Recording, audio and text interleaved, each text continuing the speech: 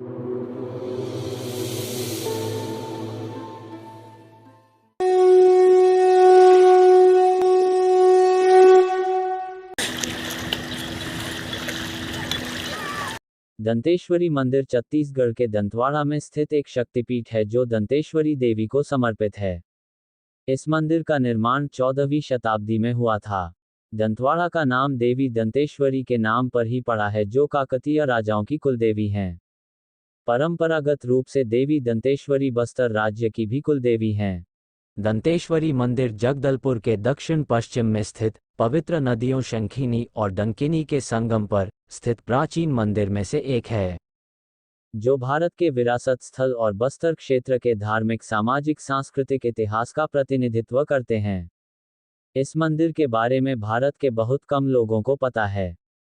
विशाल मंदिर परिसर आज वास्तव में सदियों से इतिहास और परंपरा का एक खड़ा स्मारक है।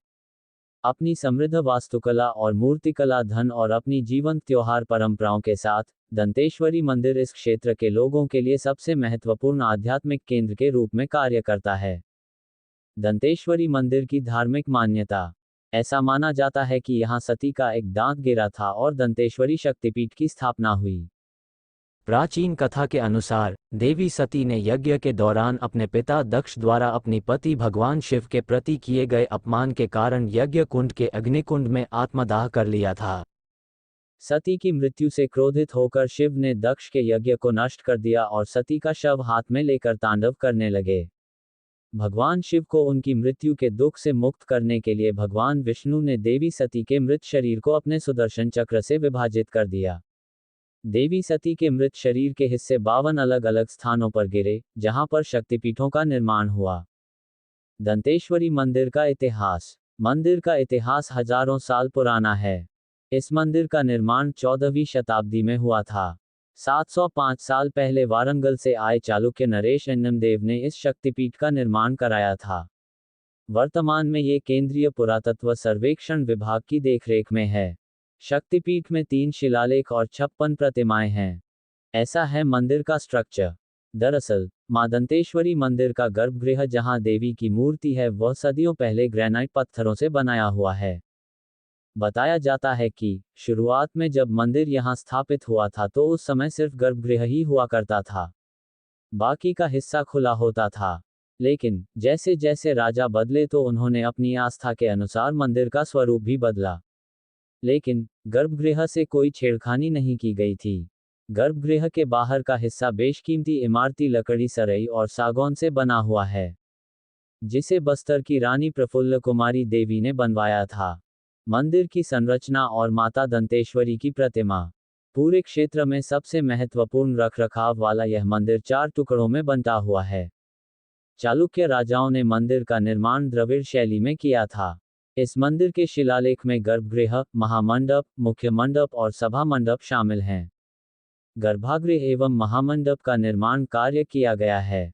मंदिर में माता दंतेश्वरी की भव्य पत्थर से निर्मित काले रंग की प्रतिमा स्थापित है। प्रतिमा 6 भुजाओं वाली है। इनमें से दाईं ओर की भुजाओं में देवी ने शंख, खड्ग और त्रिशूल धारण कर रखे हैं, जबकि बाईं ओर देवी के हाथों में घंटियां, पद्म और राक्षसों के बाल हैं। निर्मित प्रतिमाओं में ऊपरी भाग में भगवान नारायण के स्मारक हैं। इसके अलावा देवी की प्रतिमा के ऊपर चांदी का एक छत्र है। भैरव बाबा हैं माता के अंगरक्षक। गर्भगृह के बाहर दोनों तरफ 2 बड़ी मूर्तियां भी स्थापित हैं। 4 भुजाओं वाली यह मूर्तियां भैरव बाबा की है। कहा जाता है कि भैरव बाबा मां दंतेश्वरी के अंगरक्षक हैं। मंदिर के प्रधान पुजारी ने बताया कि ग्रंथों में भी कहा गया है कि माई जी का दर्शन करने के बाद भैरव बाबा के दर्शन करना भी जरूरी है। यदि भक्त भैरव बाबा को प्रसन्न कर लें तो वे उनकी मुराद माता तक पहुंचा देते हैं। ऐसी मान्यता है कि इससे भक्तों की मुराद जल्द पूरी हो जाती है। गरुड़ स्तंभ की यह है मान्यता। सदियों पहले यहाँ गंगवंशीय और नागवंशीय राजाओं का राजपाट था। फिर काकतीय वंश यहाँ के राजा बने। जितने भी राजा थे उनमें कोई देवी की उपासना करता था तो कोई शिवजी का भक्त था। कुछ विष्णु भगवान के भी भक्त हुआ करते थे, जिन्होंने मंदिर के मुख्य द्वार के सामने गरुड़ स्तंभ की स्थापना करवाई।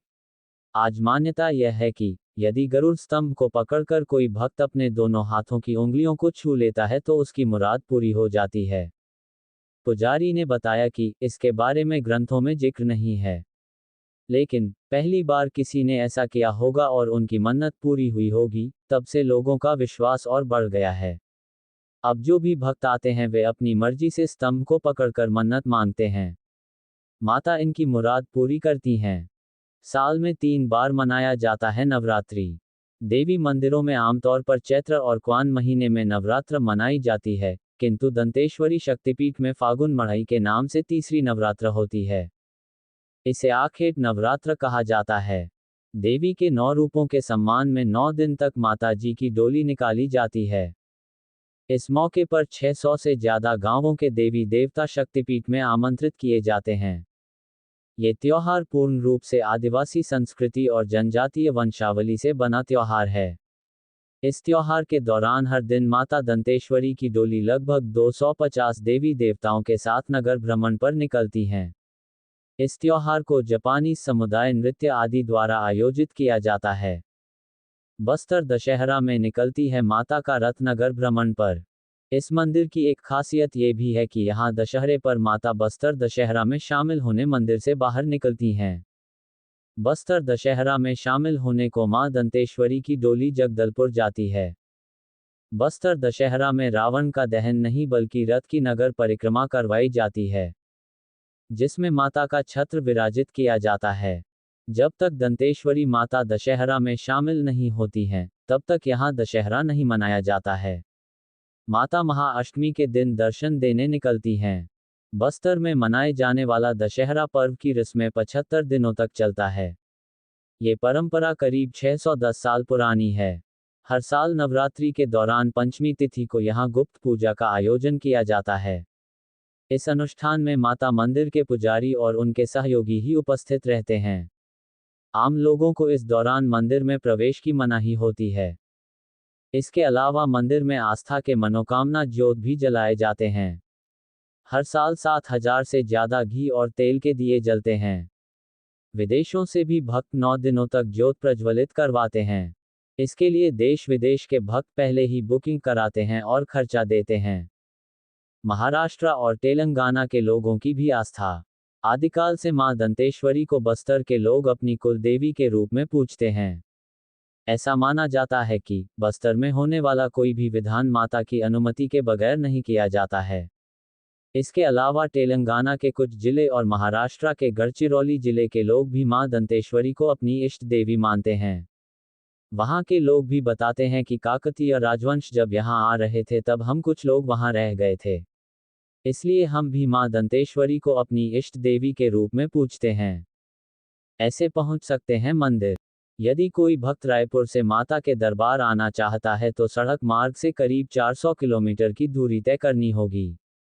रायपुर के बाद धमतरी, कांकेर, कोंडागांव और अंतिम बस्तर जगदलपुर जिले की सरहद पार कर दंतेवाड़ा पहुंचा जा सकता है। इसके अलावा हैदराबाद और रायपुर से भक्त हवाई जहाज और रेलवे से जगदलपुर और फिर वहां से सड़क मार्ग के सहारे दंतेवाड़ा पहुंच सकते हैं।